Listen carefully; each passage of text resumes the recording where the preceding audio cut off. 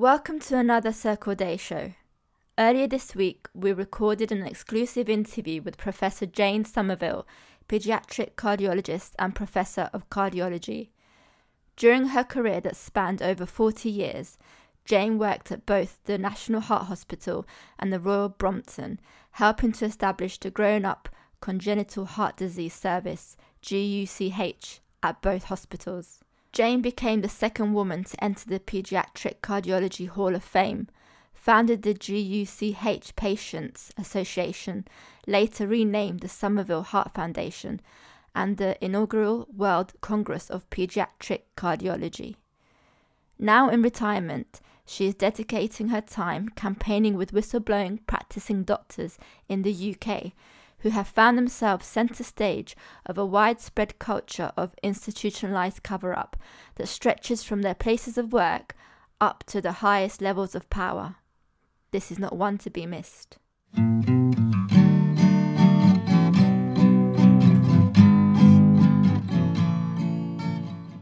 Can you briefly tell us about your life's career prior to retirement? Well, I can. It's quite a long life. I went to Guy's Hospital as a medical student. This was a boy hospital. It was where it was first said by the senior physician as I walked across the courtyard, "Not another bloody woman here," and that's the title of my biography. I thought it was so good, and it's what women had to face. Then I qualified as a doctor in the late 50s, and very much wanted to be a heart surgeon, as I was intrigued by hearing about turning blue babies pink, and I wanted to do that. However, I didn't find, after a year in cardiac surgery, that I had good hands. In fact, I was clumsy, so I thought I'd go and be a physician. Train as a cardiologist and a general physician, and went to the National Heart Hospital, where cardiac surgery was introduced in 1965. I was always closely associated with it, even though I couldn't do it, and was like the handmaiden to the surgeons. But I was obsessed with what happened to patients. I didn't believe, with all that abnormality in the heart, that they could lead normal lives or that they were totally corrected, a philosophy that the surgeons love to talk about. Then I started an adolescent unit, and I worked at Great Ormond Street with Dr. Bonham Carter, and he sent his patients, when they became adolescents, too old for the Great Ormond Street. I was a consultant and told by one of the physicians that I couldn't be one of them, so I shouldn't be on the same lecture list. This inflamed me, and I came to ignore it and decided I would be better than they were. I established services for congenital heart disease in the National Heart Hospital, built an adolescent unit, worked closely with the surgeons, became a proper consultant in 1972, having been qualified for a long time, about 18 years. Then I got interested in older patients, which I had learnt about in my training, and it was part of my obsession to know what happened to the children we operated on, and I organised a service for the country that we didn't have to look after the grown-up congenital heart patients, who were exceeding in number the actual children patients, although they had no attention from anybody very much. And I got interested in the problem of whistleblowers, doctors, by going to a conference in the Royal Society of Medicine. I and my colleague David Ward, who's retired from St George's, we are working to help the whistleblowing doctors who are being very badly treated. So you have some credentials there. Do you see any correlation between the decades-long post office scandal in the UK, which has been dubbed as the UK's most widespread of miscarriages, and what doctors within the NHS have been experiencing? Of course, there is a correlation between not only the post office, but scandal, which is appalling, took 25 years to come to the surface. But look at Grenville in the last week. I mean, it's the same process.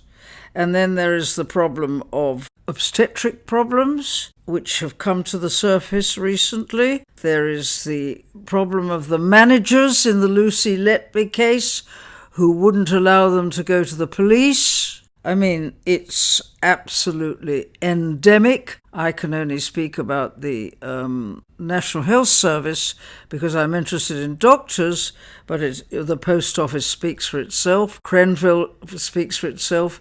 It's one designed cover-up at many different levels up to the top. That is my view. Won't be popular, but I can think of 4 ministries where this same cover-up and process is activated, same as they do against the poor doctors who speak up for the safety of patients. Recently, a small conference held at the prestigious Royal Society of Medicine, organised by Justice for Doctors, took place. What was the purpose of that? Well, firstly, we working closely with Justice for Doctors, and we organised it for Justice for Doctors because they had never come together. So I had 2 purposes in mind. One is that Justice for Doctors should come together and see each other, not only in the National Health Service, where it needs help for doctors, but it is also the process is similar in other departments on the way up. Not knowing anything about whistleblowers, I first went to a conference on the subject in the Royal Society of Medicine where I was horrified to see what was happening, and I saw a young trainee who'd just been dismissed for speaking up about the managers in a large trust. And I thought this was so awful that something had to be done. And that's what David Ward and I have been working on ever since, and learned an awful lot of things we really wouldn't think existed. And I think it's time the public was aware of what's going on. What revelations came to light that would shock listeners? What came to light at our conference was the situation.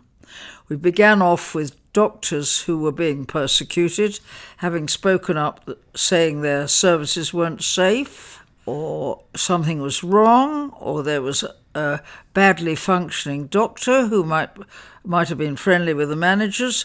That's very obvious in the Trust of Brighton, and now they've had so many deaths and disasters there, having sacked neurosurgeons and I don't know who else, as it's in the hands of the police. That's a good example in the public domain. But there are problems in obstetrics, which you could have heard about on the news. They like that problems. The media likes deaths and troubles, but it's not very interested in systemic failure, as far as I can see, unless you can excite them into it. And so I'm glad if we can get to the press and they can do something, because it's necessary. And that's what I wanted to bring to that conference. And we did manage. We got very good press. We got as far as the minister speaking up, saying he would not have, he or she did not want whistleblowers treated like this. We drew attention to it, and good newspapers wrote good cover. Other things that we might have drawn attention, that doctors might be dismissed, resigned, relocated in their persecution, bankrupted, families broken up, plenty of examples. Chris Day is still fighting 10 years later. Threats to the GMC, they're threatened to go to the General Medical Council, which isn't necessary. The trust managers use horrible and regular processes. We learnt how the computer can be got into and documents altered. Justice is not justice. It's as if the judges have already decided before they get into an employment tribunal. The poor doctor is pursued for appeals for huge amounts of money because they said they have prolonged it. The trust say they prolonged the problem and they've got to pay for it, especially when they've lost. Lawyers are excessively paid. There are 4 major solicitors' firms that advise the various National Health Service trusts.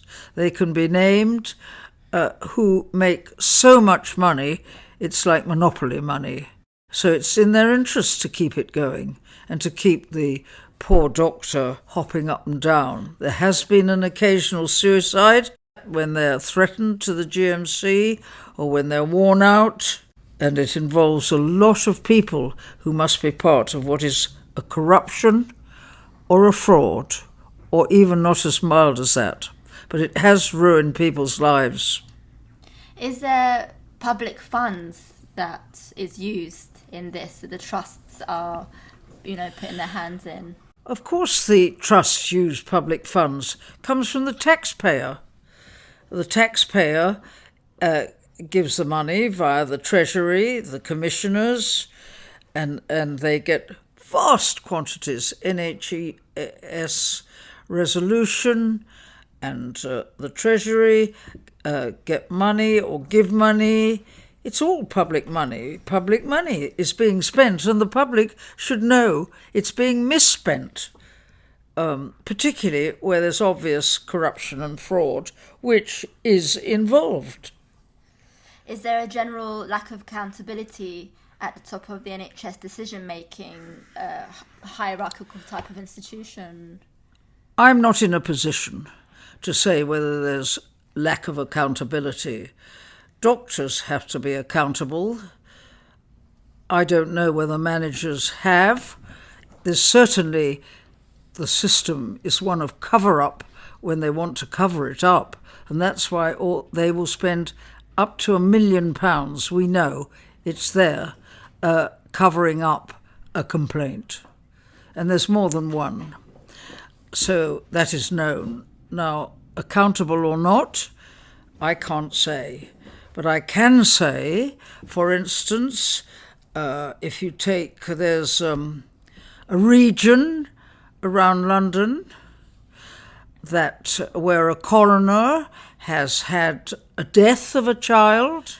I think the coroners are partially involved in this lack of good practice. Death of a child where they should have had doctors advising the care of this child. There are no doctors paid in this region. Are they accountable for the money they spend? It's part of corruption. No, they're not. Yet this has gone on. And probably if this child had been properly doctored, I can't say for sure, and there'd been doctors available, the suicide might not have happened. That is a place too far. But in fact, it was noted that the child was not seen by a proper specialist. Why? You may ask, because there weren't any there for that child. Now, that ICB has huge amounts of money, millions, to appoint doctors, but it doesn't do it. Why not? It's not for me to say. Why does local authority, not who is in parental charge of these vulnerable children, I think 4,000 of them, why doesn't it ask? Why does it go along with it? Why do the commissioners not inquire? Don't ask me, but I would say that's not everybody being accountable. It's straightforward corruption. And there's more. Depending on your definition of fraud, which actually in the dictionary is deceiving deliberately or dishonest deliberately, is fraud and corruption.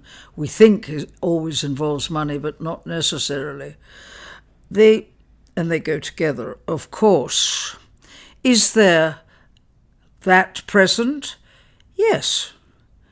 Are doctors through all trusts persecuted in this way? if they obey the duty of candour and speak up for the safety of patients? I don't know, because it's all kept terribly secret. And when they report on datics, and they go to the Department of Human Resources, it's all carefully processed and managed, and they're told not to speak to anybody, and they're terrified out of their wits that they may lose their job, which is often the outcome. Is it in every trust? I don't know. I know one trust, South Warwickshire, where it is not present because the management doesn't like it. It abides by the rules which are there. Is it in trusts across the country? Many, many, many, many, many. What are the implications of ignoring whistleblowers on patient quality of care? We have to first of all define the types of fraud that are going on in certain places and possibly condoned by some managers in trusts where it's going on.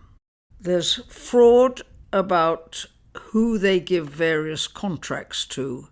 There's a tendency to give it to their friends, like the PPE scandals. But that goes on in procurement at many different levels. And there is a rule in I think it's the National Health Services Act, where you're supposed to have a tender for big contracts. But they don't. The friends get it. And then the friends don't do it well, and then. So that's going on throughout. I can't say everyone, but sometimes doctors discover it, and then they speak up. Now that will be brushed under the carpet quicker than anything. And a number of the Justice for Doctors cases relate to some form of fraud that has been discovered. It's not just bad medicine, dangerous medicine, unsafe for patients, but frank fraud. And this is, of course, the trusts will fight very hard to cover that up. Any money which they can get hold of will be spent. Any cost to lawyers which will be spent, as long as you get rid of the offending doctor, and they target them. They find out how to complain about them and get rid of them. They can get rid of them for no substantive reason. That's an interesting one. So you need have done nothing, but they can get rid of them for that. They can dismiss. So contracts.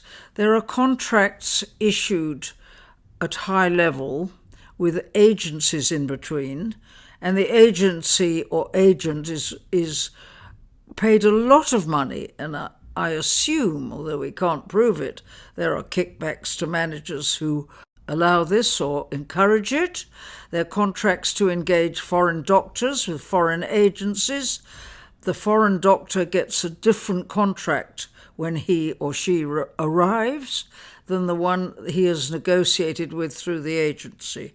2 contracts, 1 person, one in the Department of Health, another in the doctor, and then they get rid of him if he's not good, which is often the way, or untrained, and then he's left around, milling around the UK. And there are a lot of these doctors who turn up having worked in Hospital X in rather curious circumstances. So that's one form of fraud. Another form of fraud is direct procurement, has been highlighted in PPE. There are various forms, but basically I am interested in answer yes, there is fraud in the National Health Service. So we have a huge situation that is extremely worrying, that is definitely impacting on patients. Another way to impact on patients is loss of consultants, trained consultants who are doing a good job. They speak up for safety of their service or the neighbouring service or whatever, and the powers to be, the managers, don't like it. We lost obstetricians, psychiatrists, neurosurgeon, paediatric and an adult neurosurgeon I can think of, Max maxillary facial surgeon had to be relocated, spoke up for safety. General surgeon, anaesthetist spoke up because her colleague was mainlining. They didn't like that. She said, but this is unsafe. And that, by chance, probably because Matt Hancock was the MP, got a full expensive inquiry which showed that the management was a disaster. And so she did not get sacked, the consultant anaesthetist, but they were going for her. I mean, it's just appalling that the managers have these powers, and it should be investigated. Talk about the difference between an internal inquiry and a public inquiry. A public inquiry is controlled by the government, the judiciary. As you've just seen, a perfect public inquiry into Grenville is a very, very expensive item. An internal or an NHS inquiry from outside the trust should take place. They can have internal and a report. That doesn't cost too much. You might have to pay an external expert to look at the situation. But a public inquiry is only if there's big trouble involved. But I think there is big trouble in certain of these trusts because there's big money. I think it's corruption.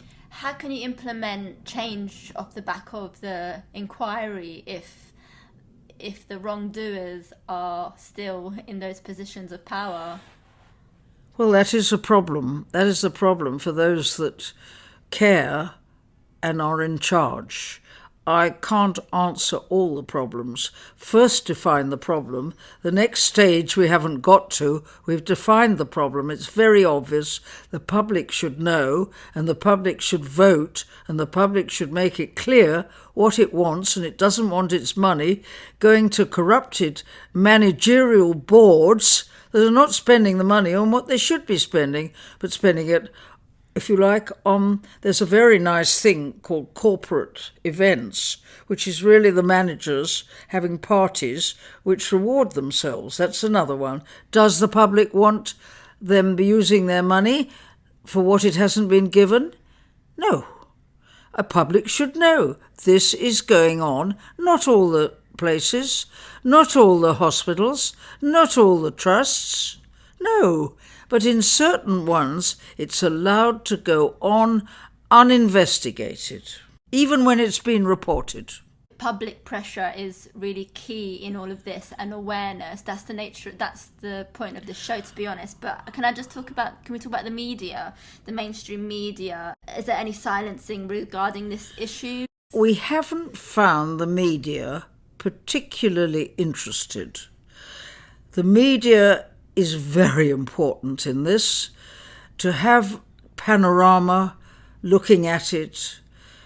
I mean, the Mr. Bates is absolutely without precedence and really helped the post office, even though they haven't yet been paid, but it really brought it to the fore.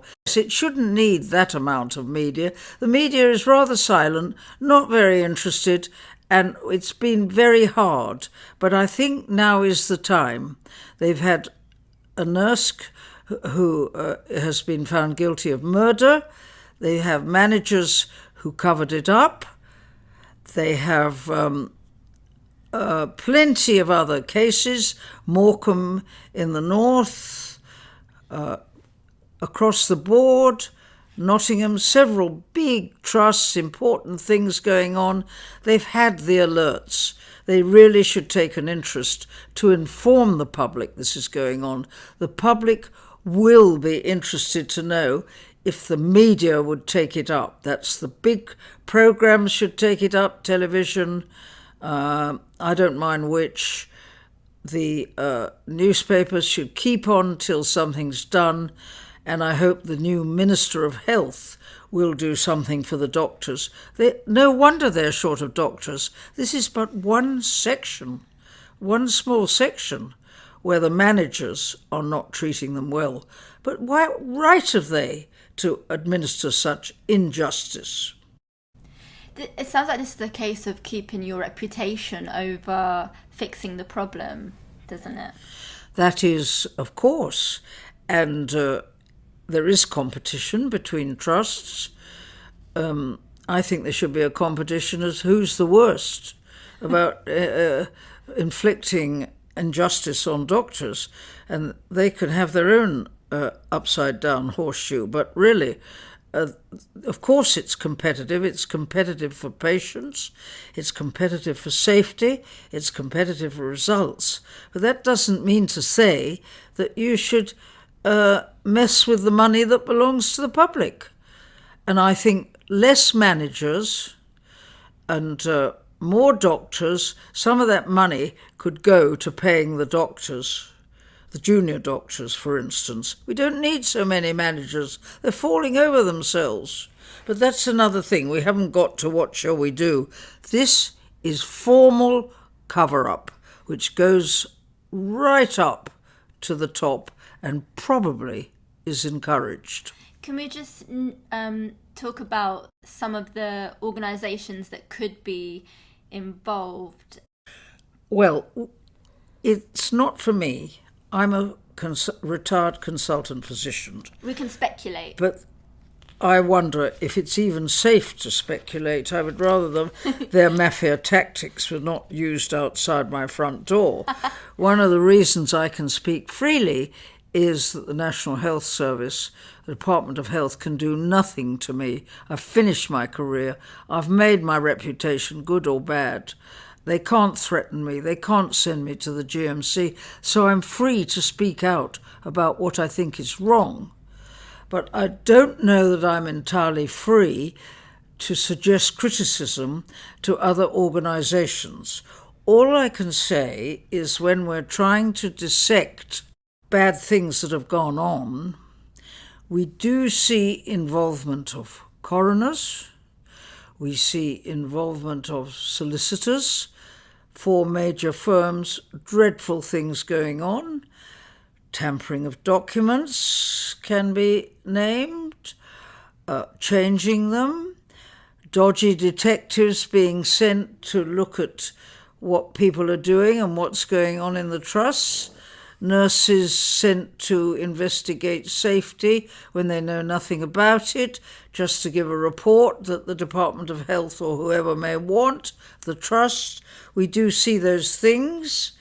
I think the management of employment tribunals is appalling. There's no official record. The judge can write what he likes, and he doesn't have to show his notes. He can refuse them. He can deny what's being said, and so can everybody else because there's no record. So there are bad things which we could name, and I could go on naming them, but they're not quite my business. But they are there. And there are a number of fundamental things within our society that require to be put straight to manage this business. From accounts that I've been given, remote access has been attempted. One of the things we have discovered that under certain circumstances in the Department of Health, I think they have to get permission for it, and I don't know how it works, but they can access the doctor concern's computer, so they can make a profile of him or her. They know how he spends his life. They know what his weaknesses are, and then it's easy for them to make another strike. Remote access is possible. Yes. Maybe how we can reframe looking at this is not pointing fingers necessarily and saying, oh, they're involved. It's more like, I feel like it's more, who do we need support from to do their job properly? So on some occasions, can we use the word corrupt? I don't like to. I think we're very dependent on our police, but they have shown not to be entirely straightforward, and it shows in this. They're slow to look, they're slow to investigate fraud, or they don't do it at all, or they make excuses, or they deliberately don't understand. Who knows? We've got all of that in Justice for Doctors examples. Yeah, and also on the team of getting this sorted out would be the justice system as well. So you need uncorruptible judges in this. If you call a judge corrupt, there's trouble. But I think they are already knowledgeable before they go into an employment tribunal and have already made up their minds by the behaviour of some. I'm sure we could find half a dozen examples if anybody were interested, how the judge either wouldn't let the claimant put their case or left out important evidence or came down and criticised the litigant, but we'd have to do that, and I'm sure we will do it. How long has this been ongoing for? Who knows? How much of it is around, we don't even know. When asked in the department, do you know how many people speak up for the safety of patients and how many are dismissed as a result, they know nothing. They shrug their shoulders. They know nothing. It's not something they're interested in. We need statistics. We know nothing. We just know the ones that come forward. So if only people would come forward, it would make a bigger, just like in the post office, something might be done. You've talked about solutions already, but could we just talk more about that? What are some of the recommendations that you would... What you're saying is, what do you think should be done about this persecution of doctors? Mm-hmm. That's the question. What can be done? Well, there are a number of things, basically. Firstly, when a whistleblower complains, that complaint should be logged inside and outside the trust so that it can be followed. Next, managers should not have the power, and ordered not to do it, to get rid of a doctor on this matter once they've spoken up. They should not have the power, let alone put everything to hide their own deficiencies, which are huge, and that's one of the complexities that make it difficult. They should not be allowed to pursue and persecute doctors who are whistleblowers, and human resources, that department, know how to do the process. They're very well versed, should not be allowed to do it in secret or tell them that they can't speak. It's all designed to put it under the carpet and never have it be known. But when these frauds get out, particularly that one with the prescribing and no doctors, no consultants appointed, that is huge, and they will bring down the trust, I would have thought. It's huge. But will it ever get out? Much easier to persecute a doctor who's drawn attention to it. They must investigate the claim the doctor makes. It may be foolish. Doctors aren't always sensible, any more than anybody else is. But if a claim is made about lack of safety, it must be investigated and answered. From within and from outside, certainly before they persecute and suspend the doctor. Currently, there's a doctor suspended and having their work completely altered in a very fine specialty for children in the north. Better not to say where, because she spoke up and said, this should have been diagnosed 9 months earlier. Here is the data. And the patient died. We're too late. Now, for that, she's under persecution because she didn't like the fact that the managers would take no interest in this.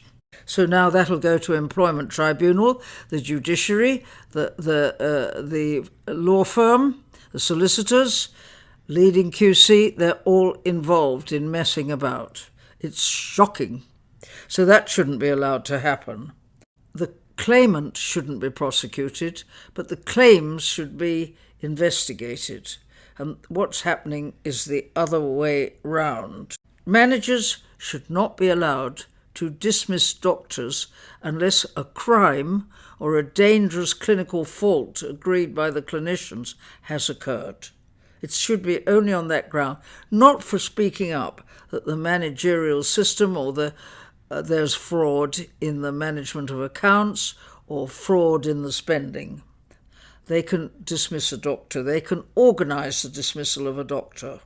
The NHS needs to stop not only dismissing and messing with the careers of whistleblowers, but it needs to stop fraud of billions. It hasn't been looked into. One of the points of this show is to help level out the playing field of decision-making power, so to speak. So offering a better way of organising the NHS, I think, is really important. What does the NHS mean to you? Why is it important? The NHS, to me, is quite wonderful. And I worked in it, and that's where I like to work for much of my life. And I think it was a great institution that the country should be proud of. And the problem is, I think it's got too big, it's top-heavy, too much money spent on managers who have control of the money, and so you get fraud and corruption. As for accountability, the doctors have a basic accountability because we have a hierarchy of accountability. The managers have no regulation. We get regulated. They seem to be unregulated. Human resources is somewhat regulated by a few rules, but they readily forget them. They forget all the managerial side, forget to obey the Health Service Act about tendering. They're supposed to tender contracts. They forget about the Health Service Act in 2022, second or third act. They forget the tenets of the Fraud Act of 2006. There are lots of things, and they need to be called to order. But I'd like to say some managers are good. We do need to get rid of managers. I think we could do without 50% of them. And we do need the money to steady the young generation. It's difficult to have 5 or 6 years of training and be paid so little. They are correct, and they need to be paid. And you could get the money by getting rid of the managers, which we don't need. Sounds like you're a serious reformer.